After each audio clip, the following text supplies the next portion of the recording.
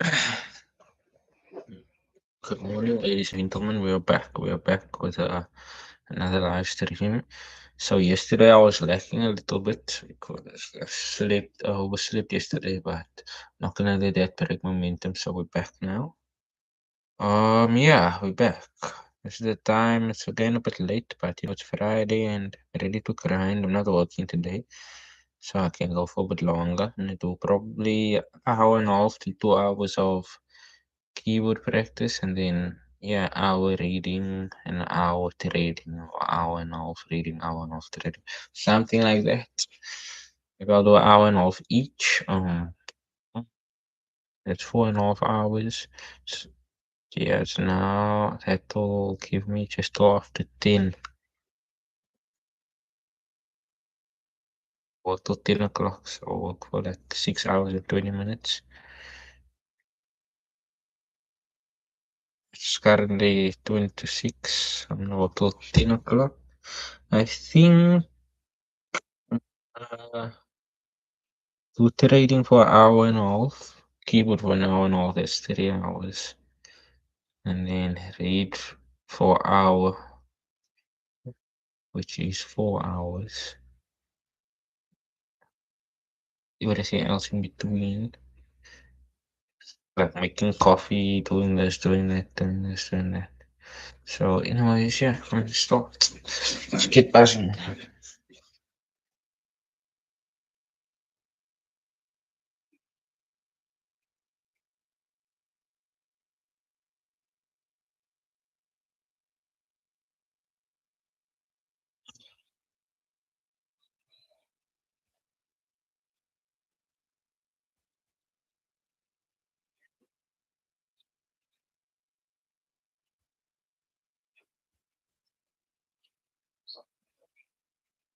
Also, with analyzing myself and so on, I came to find out that for me, the biggest scratch is usually starting. But once I start, I gain momentum and then, I flow easy and then I don't want to stop. But that's just like starting and swapping in between different parts with different things that I'm doing. So yeah, I've been way more conscious about that and just trying to start much more quick and be more efficient at starting. And, not thinking, not contemplating, just there we go. So yeah, let's get started. And that's it.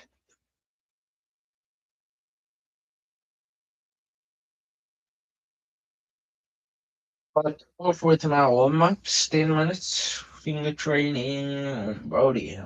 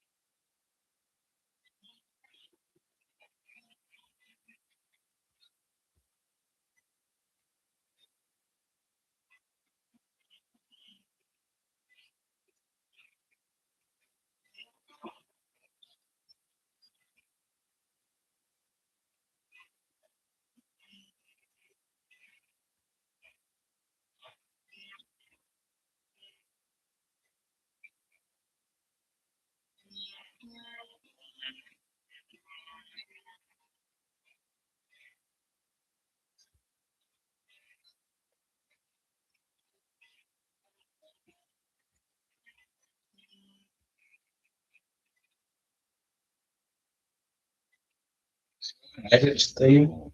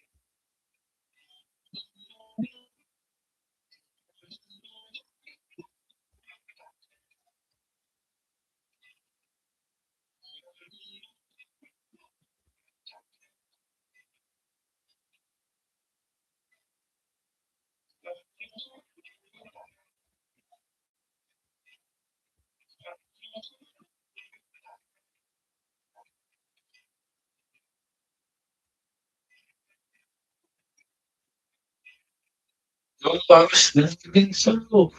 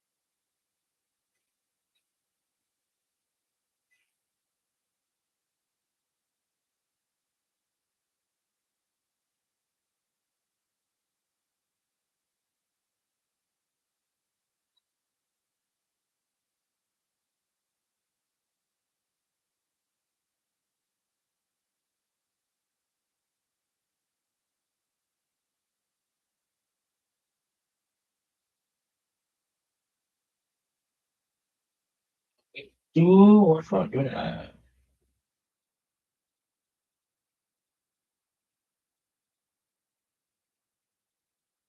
What's happening, everybody? Welcome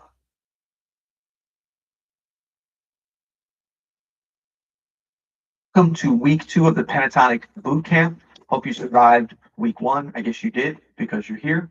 I'm here. That's all good. Hopefully, Adam was a kind and gentle trainer to you. Sometimes he can be a little bit rough, but maybe over the weekend you got a chance to ice your wrists a little bit, relax and stuff. So we're gonna jump into this week's exercise, and very similar in terms of going up. I like this concept of practicing going up the straight pentatonics. And I know you guys got a chance to go into some other keys, which is great. We're going to go back to C today, it being Monday. But this concept of going up with the straight pentatonic, because it applies so much to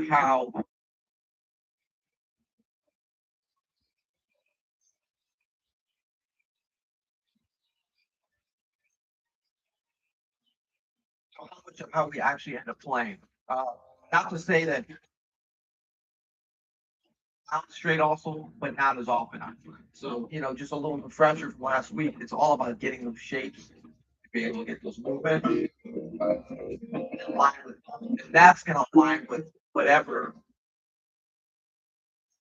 you do. So we're going to change it up a little bit coming down this week. And part of this too is just to get us to be able to work out of the way. So working the same muscles, if you will, but in a little bit of a different way. Okay. So that works on our hands, our wrists, our arms, but also on our minds, because we're gonna have to think about it.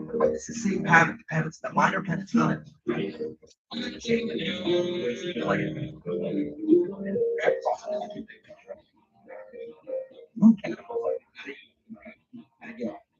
So we're going to do A, B, and C, same thing. And the concept is eighth note triplets, and 16th notes. We're going to take it back to our friend down at 80. You can always adjust lower if you want to practice along.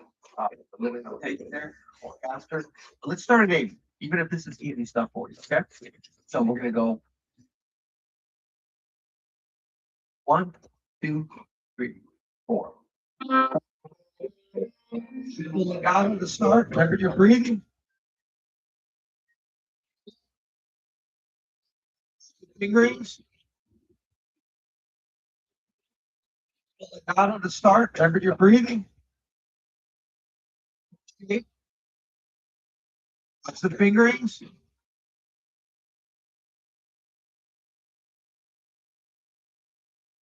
Now, before we go on, I just want to say we talked a little bit last week, and I know Adam talked some more about fingering. You can vary from these fingerings, of course, and you can even improvise the fingerings. But I would encourage you at least to give these a chance. Maybe it's a little bit different than you learned of what's natural for you. But remember, fingering should be comfortable. But the main goal of how we finger something is how we're going to have the most control, and that really, is going to speak to the speed and dexterity with which we can execute the lines that we're going to want to. But sometimes something is uncomfortable. A fingering is uncomfortable when we first started. That doesn't mean it's not a good fingering for you. You have to practice it enough, at least for it to become a little bit comfortable and familiar before you say, oh, this isn't any good for me. Anything new, when you first try it, most new things are going to be like take a little bit of a break-in period. So just like putting on some new shoes, they may not feel great at the beginning, but walk around with them. Okay, let's go. We're going to do A, B, and C. Eighth notes, triple eighth notes, eighth notes. We got 80. We're going to go right through it. Nice mental forte. Nice legato phrasing. Remember to breathe. If you like, breathe with me on the way up. Talking messed me up a little bit, but I'm still trying to breathe. Okay, 1, 2.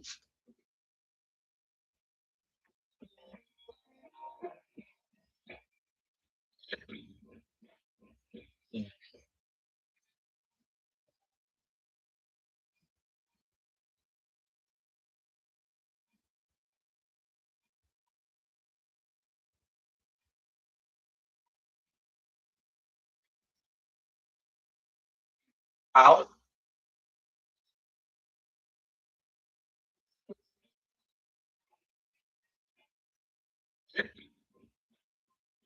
out.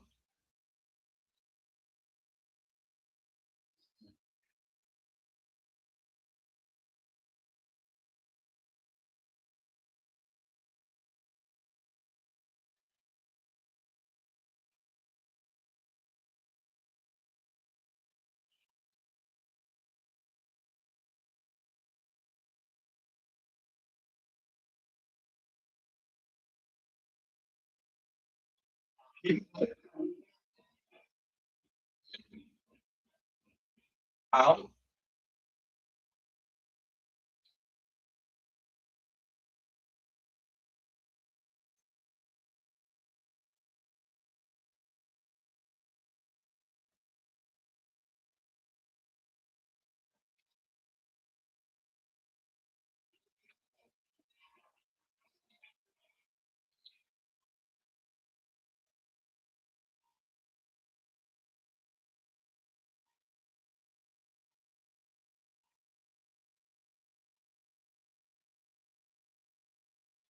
Out.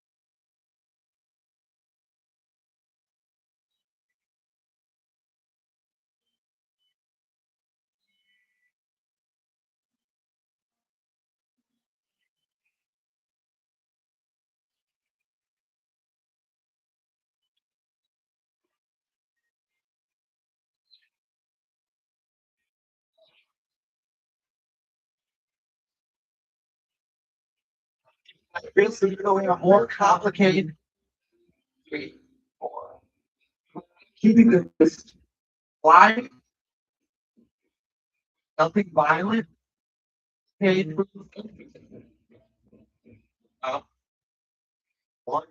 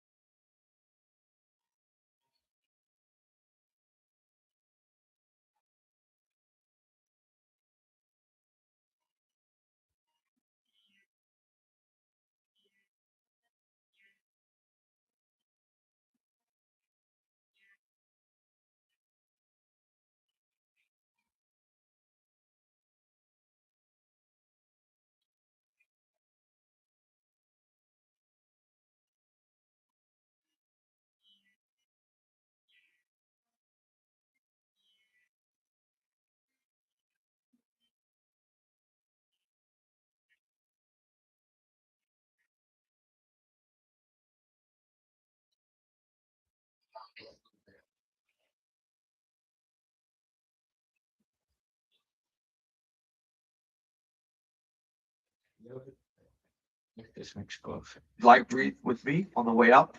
The talking messing me up a little bit, but I'm still trying to breathe. Okay? One, two.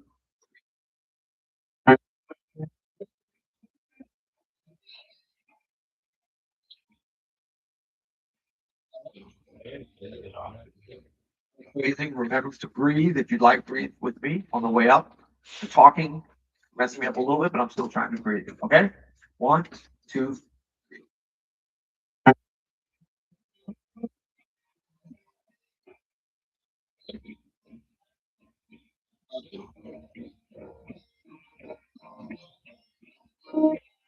That makes it going more complicated.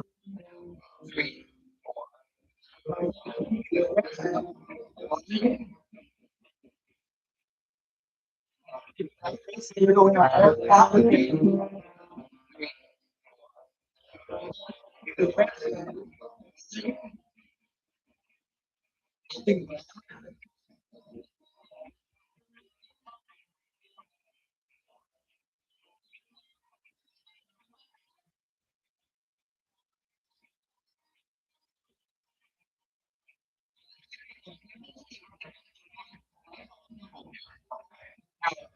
I want you to, I got a lot more fives and fours than a lot of people play.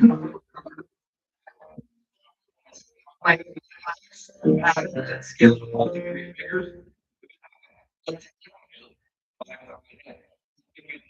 reason that I've got these fives and fours strategically placed in there is really about being able to give you that control that you need to execute and articulate. It's also going to lead to improvements in speed when you get there. So give them a chance. All right, go up one click to 84. And we're still thinking about breathing, gliding with our hands, no rest going in and out. Let's do a little staccato, okay? So it's that kind of feel. Ready? One, two, three.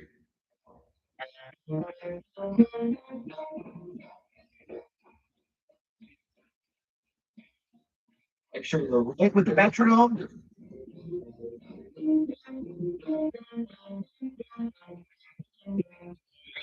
Four.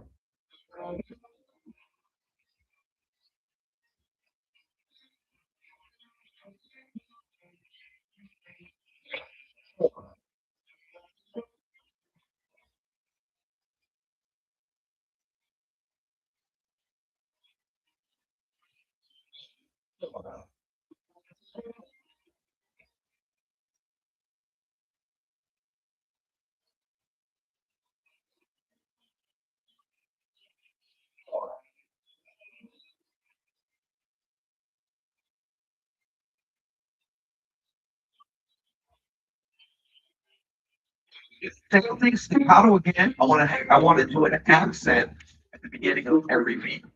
This will get progressively more difficult. So kind of center us with our fingering. Another thing to work on our control. Okay, so we got an accent one on every beat. One, two, three, four. Accent one, every beat. One, two, three, four.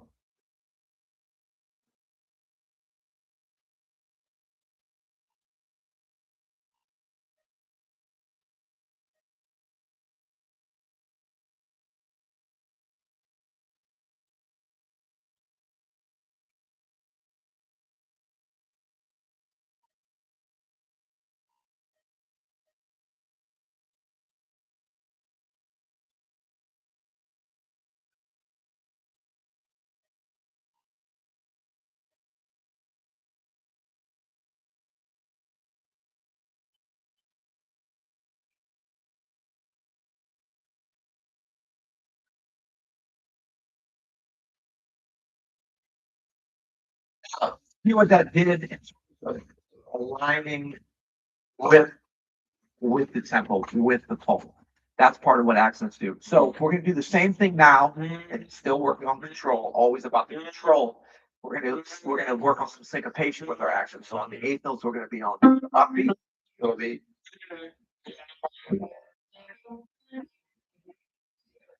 we're gonna work on some syncopation with our accents. So on the eighth notes, we're gonna be on the upbeat. It'll be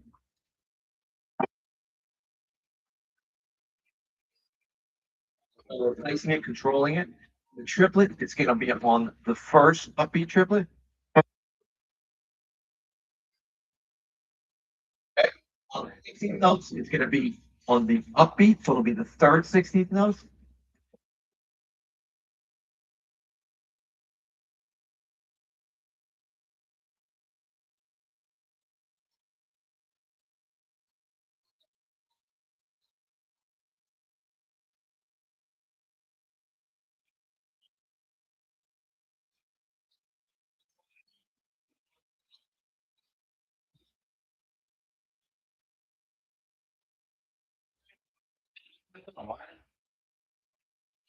So you please. A little trickier for you there. All right, a little challenge, a little challenge. One, two, three.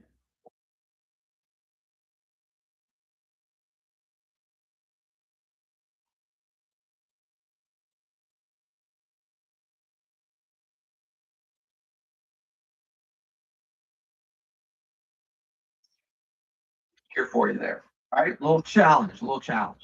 One, two, three.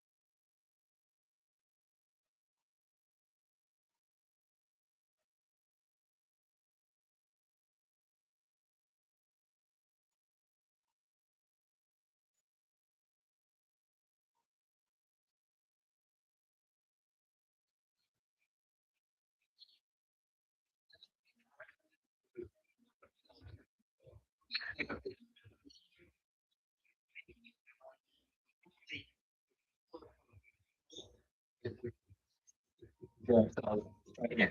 One, two, four.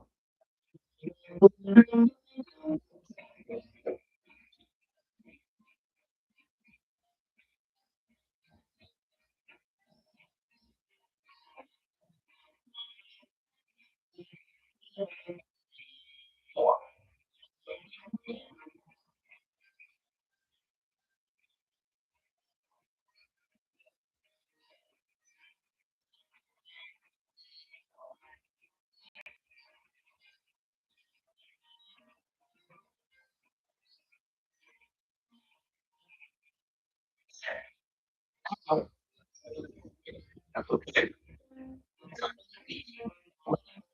Areas about this week that we need to work on control. So we're listening not just for what we're doing correctly in practicing, and then taking where we're struggling. So we learn that a little bit. Okay, so that's a good one for you to jump back in, slow it down a little bit, and work that. Okay, so for today, our final way we're going to practice this is we're going to start pushing the tempo. And we're going to go back. We're not going to worry about the accents anymore. We'll come back to that later. We're going to go back to kind of pushing up the tempo in general. So let's jump up to 92.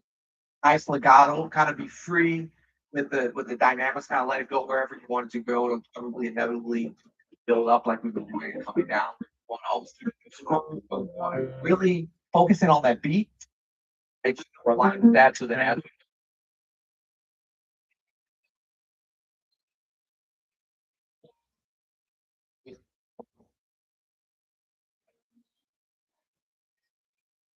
yeah,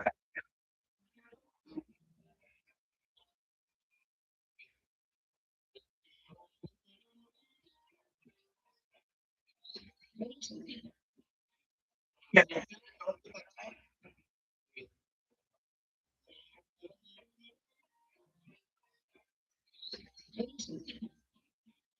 yeah,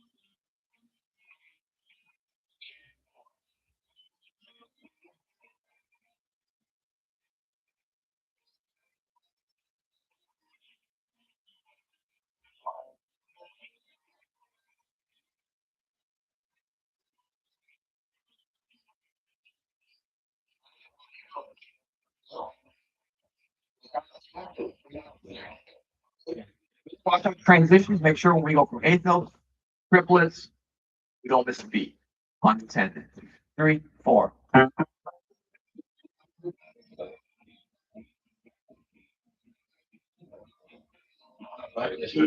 intended. Three,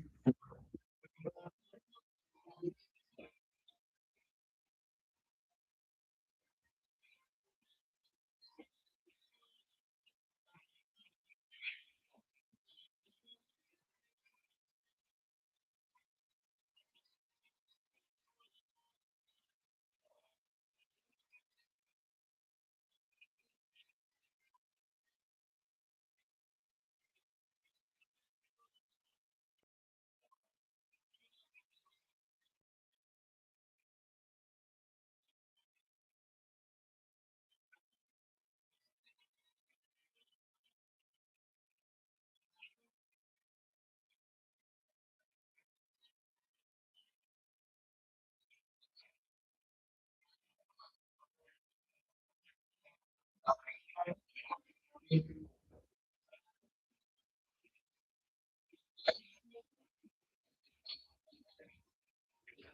of we're gonna see what we're made out of. Three, four.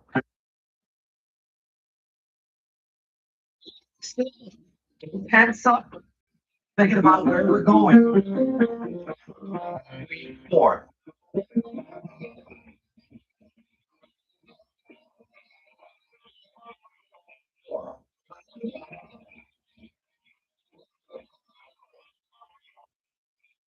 That's two. Go one more time. One, two, three.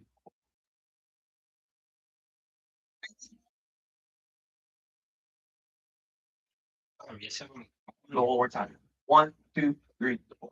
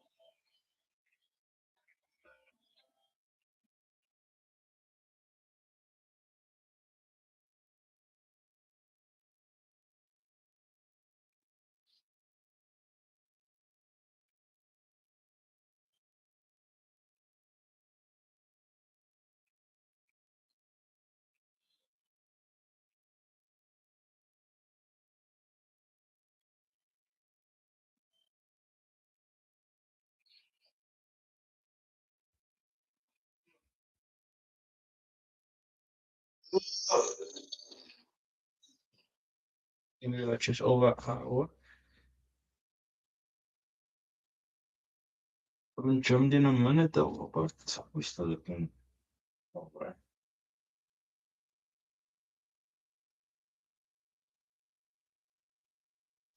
Let's do some lift and code. I think I'm gonna do this for now.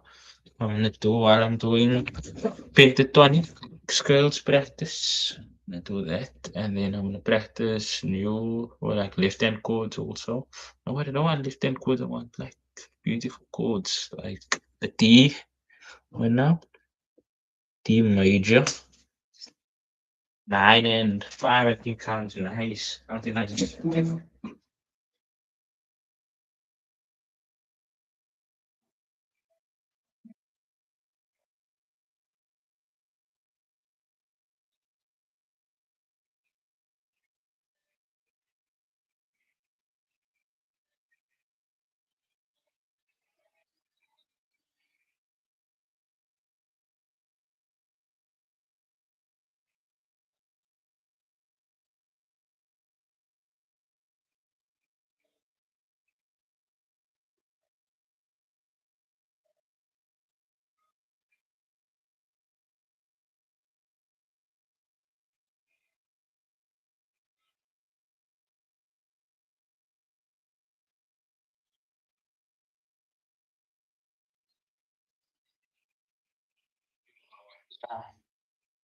Kasi I'm gonna look for something to do on Open Studio.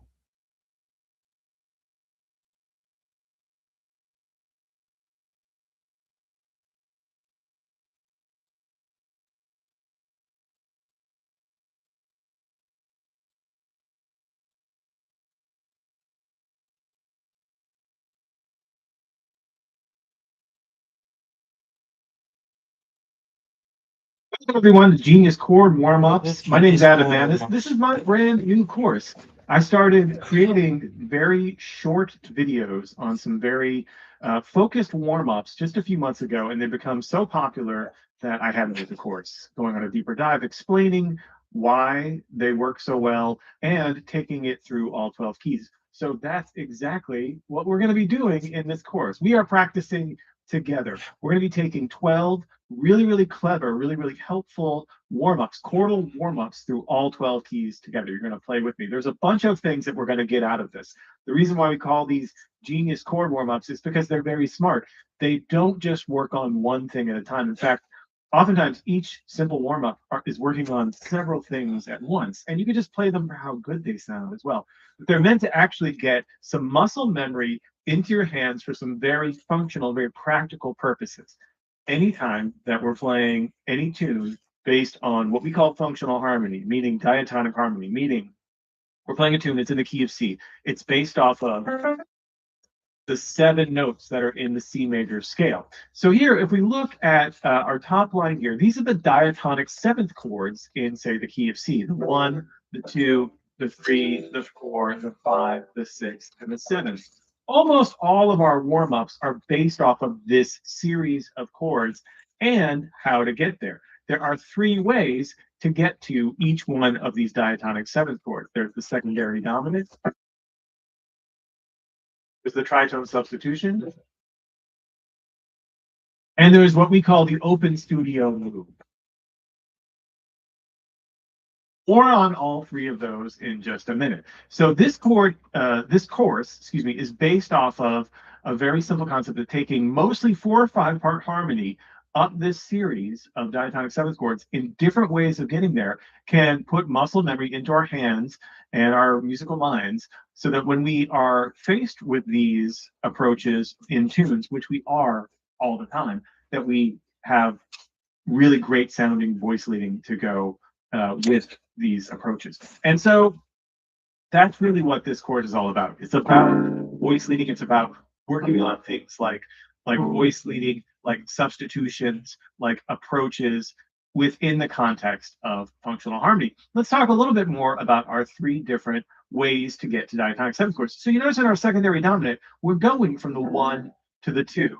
Now, this is a big movement between 2 diatonic seventh chords in the key of C. These are 2 important chords, the 1 chord C major 7 and the 2 chord D minor 7. How we get there is either up to the composer. They might put a way to get there. We can also change that way to get there very easily. In fact, when people talk about chord substitutions, they first almost always go to some kind of transitional chord as a way to substitute. Dominant chords are very malleable, meaning that we can make them into almost whatever we want. That's, again, what this course is really about. So the secondary dominant is a dominant chord that's not in the key. And in this case, it's going to a diatonic seventh chord. That's how we define it. Really, it's a dominant chord that goes anywhere. But for our purposes, we use secondary dominants to get to diatonic seventh chords. It's really the most functional, most practical, and most common way that you see secondary dominant chords used. A secondary dominant chord is a dominant chord that's not in the key. There's only one dominant chord in every key, and it's the 5th. Right here we have G7 is our 5th Roman numeral up here in our series.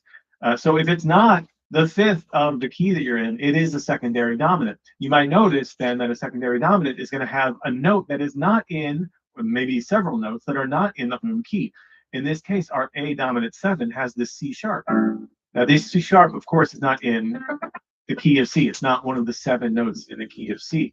But what this does is this implies a different key. What does it imply? In this case, it's implying D minor. What it does is something called tonicization. So we're tonicizing our D minor 7. We're making it sort of a temporary new home, even just for a second. It makes our musical brains think, oh, wait, we are outside of just these 7 notes. The 7 notes are beautiful, and they're like 80% of what most songs are made of, but they do get bland if you don't put chromatic movement in there. And that's what these 3 pathways to get to our diatonic 7 chords are. They're chromatic voice leading ways of getting there. So that's our secondary dominant. It's a dominant chord that's always either from a 4th below or 5th above our target. So if we're going to D minor 7, A7 is our secondary dominant. If we're going to E minor 7, B7.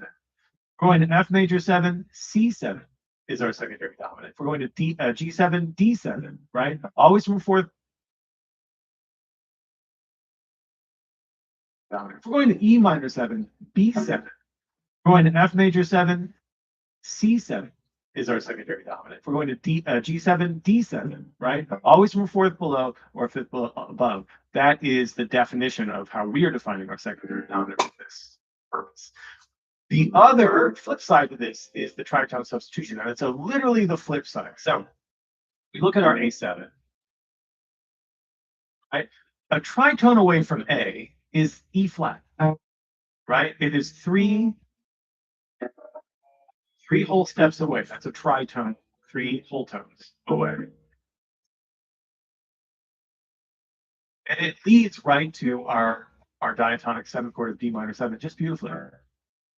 It's a very common way to get from one place to another is the tritone substitution. It is related to that A7. If we take off the top note of the A7 and we just have the seventh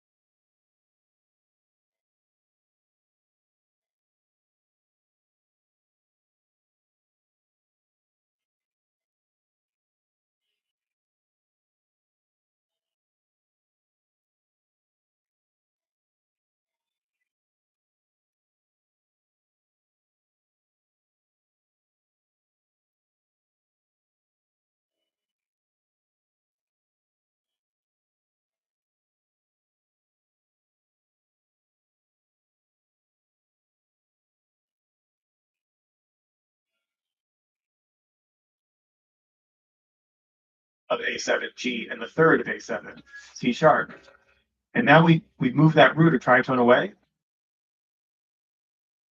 A7, E flat 7. They share those very important notes. Remember, chords are defined mostly by the third and the 7. Those are the two most important notes of any chord. They make sure, or they tell us whether it's major or minor or has a major 7 or a dominant 7. Those, or minor 7, I guess we should call it. Those are the most important bits of information. So these two chords, A7 and E flat 7, are related. B7 and F7, tritone subs of each other, right? C7 and G flat 7.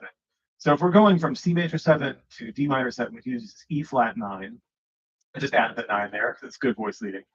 If we're going to E minor 7, we can approach that tritone sub. The easy way to remember a tritone sub, it's just a dominant chord from a half step above our target. It's this little slide. We can approach that tritone sub. The easy way to remember a tritone sub, it's just a dominant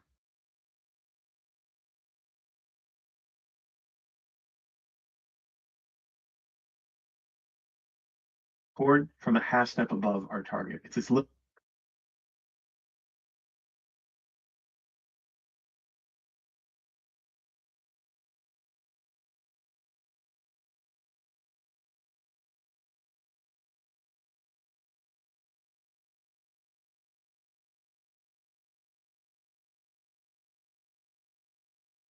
See, I'm gonna see from een half stuk elkaar.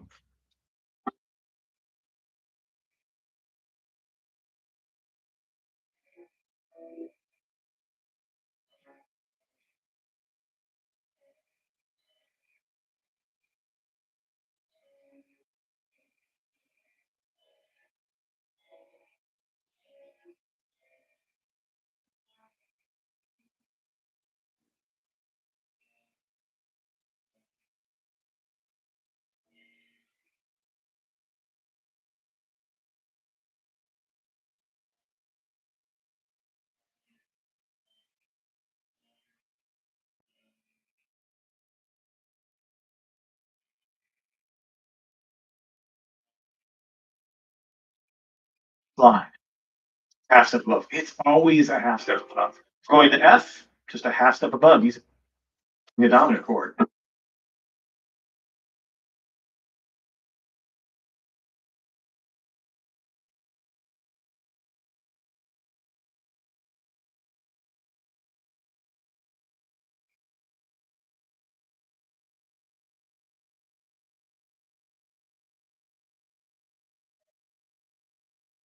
Right? G minor.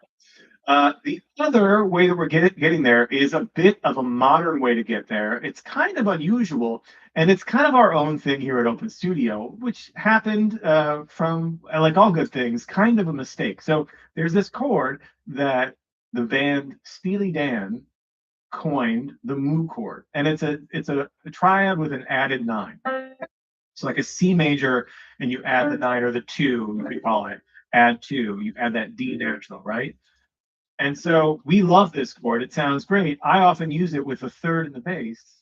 Same triad, the little drop two, C, D, E, G. Take that E down an octave, and you get this. I've since been told that Steely Dan strictly defines this as the second and third have to be together. So this technically isn't what they would call a mu chord, is how they pronounce it, like a Greek mu letter. So we call it the Open Studio mu. I mean, if they get to name chords, we get to name chords. This is close to a mu, right? Because it's got the same four notes.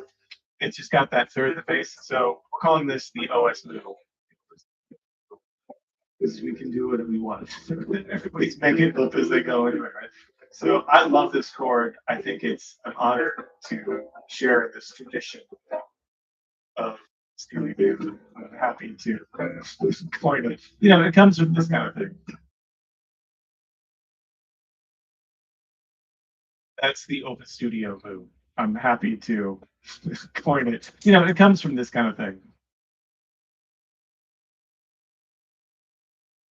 That's the Open Studio move. Yeah, if it's not a mu, if we're going to say that it has to strictly be second and third together, then we get to rename it whatever we want. At least we do for now. So this is a great way to also approach diatonic seventh chords. If we're going to our D minor seven, you can use the A Open Studio mu, call it mu chord, to get to our D minor seven. It adds this modern feel to it, and it has some beautiful voice leading. Now notice that the mu is always when we mean the Open Studio mu, we mean that add two with a third in the bass. It's always a half step below our target, right? So here we have three examples. They're the same chord, the same home and the same away, right? The same start and the same destination. C major seven. Three different ways to get there. A dominant chord, very dominant chord, step above, try to do a substitution, and a major triad add two from a half step below, third bass. Open Studio. Three beautiful ways. Most of this, of course, is development warm-ups that are based off of those things. Some we do some different things too, but that is sort of the main chunk of it. So a couple of things for this course. We are going to really try to get out of the sheet, even though we have all of the sheet music in a PDF form that you can download for the course, and I'll have it on screen in every key. Beautiful looking PDFs for you that you can use. I encourage you to get out of those as quickly as possible. Use your musical mind to try to figure these out. Once you have a certain warm up in one key, see if you can take it to other keys on your own after a while. Come back to it again and again. This is not something that you're just going to do once and then. These are things that I've been working on for years, and a lot of people develop these kinds of warm-ups or ways to work on these certain cadences over the course of their lifetime. This is not something that we give up on, easily. This we just keep coming back, let it wash over us, and really embrace what we can learn from our mistakes as we're learning how to do this. It's a big part, and that's another thing I just want to mention here. As we go through these, you're going to hear me make mistakes and just keep going on. That is part of the process as well. I'm going to use these warm-ups as a way to work on a little bit of acceptance. We're improvising, we make mistakes. We don't want to, but it just happens. And we need to work on having thick skin not stopping, not getting caught up, not getting hung up, not beating ourselves up on our mistakes. I want you to use this course as an opportunity to practice that. That's really all. We're going to start off with what we call the standard. It is something that you can work on for years because it just takes us, all of us, in a way that is super helpful. Thank you for being here and joining me. And let me know what you think. Put it in the comments. I want to know how you're digging the course. And enjoy the genius core works. Cheers. With the free play, I started with that. It's all that matters. Free play for the next 5 minutes.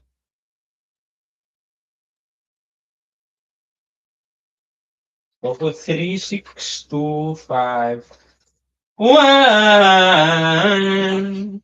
3, 6, 2, 5, 1. So we got this 3.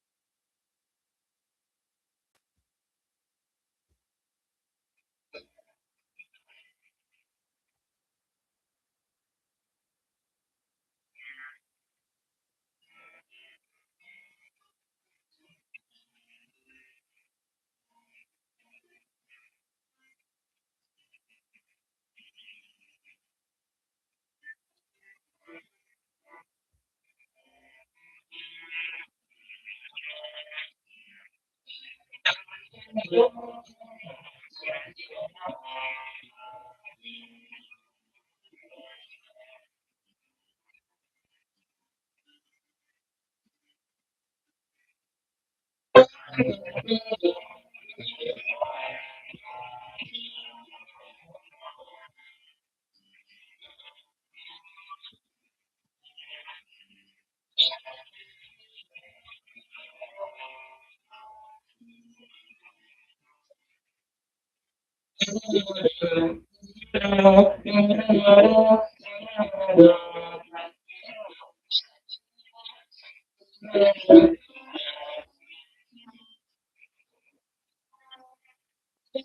sì,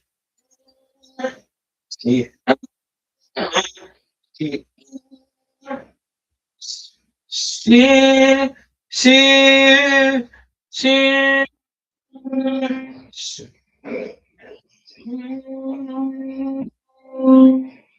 Sì.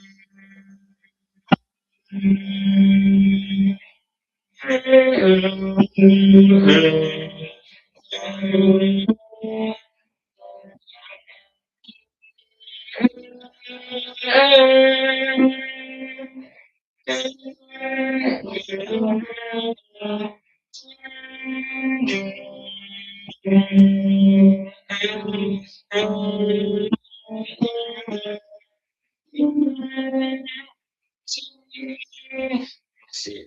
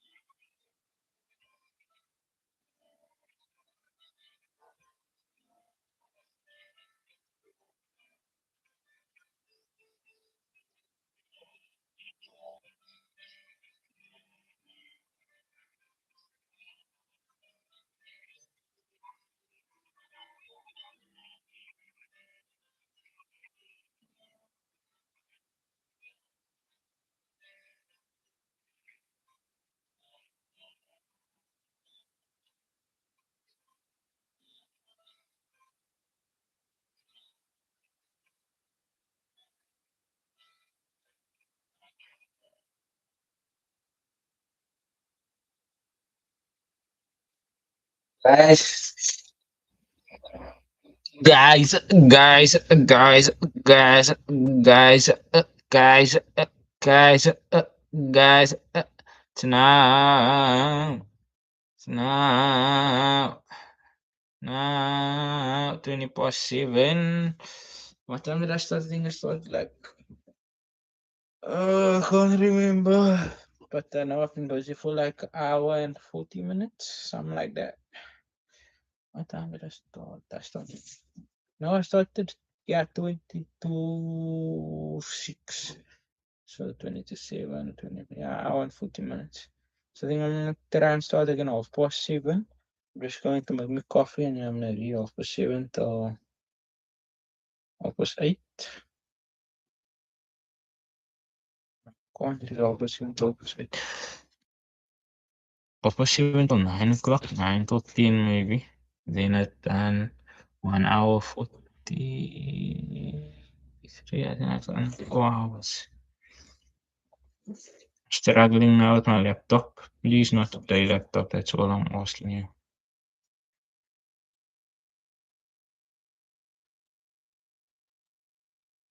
Charges again bugging.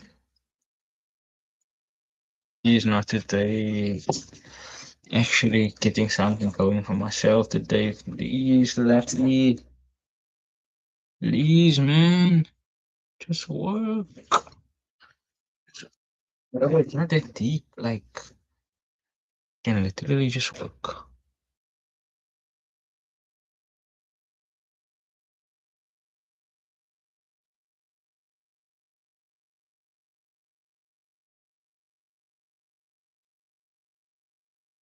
Guys, by the way, I'm proud of myself. I want to show you what I got for my um theory, my exam theory. Don't want to show, I don't want anyone else to know to be in, but anyways, it's not focusing. But anyways, I got 98%, which I think is kind of insane. I'm proud of myself for that. It was out of 50, so I got one wrong. It's grade two. Yeah, I'll be back. Ladies and gentlemen, all the ladies and gentlemen.